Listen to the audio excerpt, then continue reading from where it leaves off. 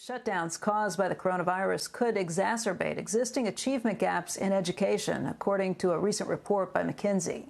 It argues that the loss of learning is not likely to be a temporary shock, but rather something that could translate into long-term harm for individuals and impact future salaries and economic growth for the entire country. Joining us right now is the co-author of the report, McKinsey partner Jimmy Sarakatsannis. Jimmy, thank you for being here today. Morning. Thank you for having me. I know that you are a former middle school teacher and that you've been working to try and help people understand, companies and schools understand better how to do online education.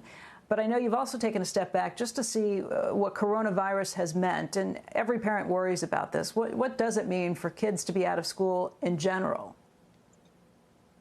Yeah, I mean, look, we were all caught off guard in the spring, and when schools closed, there was a lot of work, a lot of teachers and other educators scrambling to figure out how to best keep educating children. The reality, though, is it wasn't as good as being in school, and it's likely that if that continues into the fall, which is where we're headed, that we're going to still continue to have disruptions. Students are going to have less access to learning, particularly Black and Hispanic students and low-income students, that they're going to have, tougher times learning remotely than they are in person, and this is going to lead to not just learning loss overall, but exacerbations of achievement gaps because of that differential in access. Our estimates are that if this disruption in schooling continues even until January, we're looking at overall Black students potentially losing 10 months of learning, Hispanic students losing 9, white students losing 6. What can we do about that as a society? Yeah, I mean, right now, look, school systems they're scrambling to figure things out, figuring out, number one, how to get all students access to devices. We have evidence that in the spring, 90% of white students were able to log in to learning apps, but only 70% of Hispanic students and 60% of Black students. So number one is closing that access gap. Number two, it's likely that not all students are going to fit in schools based on many of the physical distancing requirements, according to the CDC, and that states are putting out. So we need to figure out how to prioritize space and capacity for those students who need it most.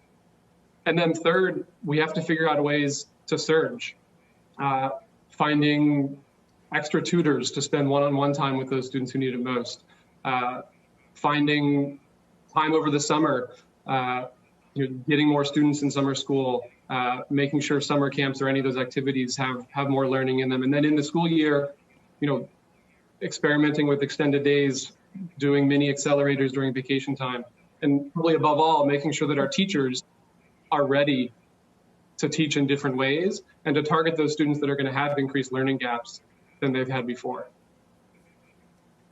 Jimmy, this week we spoke with Senator Lamar Alexander on the program, and he said that he would like to carve out additional funding to make sure that the schools are up to snuff and ready to go and ready in this coronavirus age. Is extra funding from the federal government enough, or is there more that the states need to be doing and more that maybe companies can do to help out too? Yeah, look, this challenge is coming from all sides, and not only do some of those things that I just described cost money, but also if budgets are down, that's also known in past recessions, that's widened and exacerbated achievement gaps as well. We think there is a case for investment. Those learning losses that I described before, we think could cost the country up to $100 billion in lost earnings over the lifetime of this current generation of students, which could translate into about a $200 billion hit on GDP, which is about a 1% knock on US GDP. So there's absolutely a case for investment here, and it's likely going to have to come from all sides.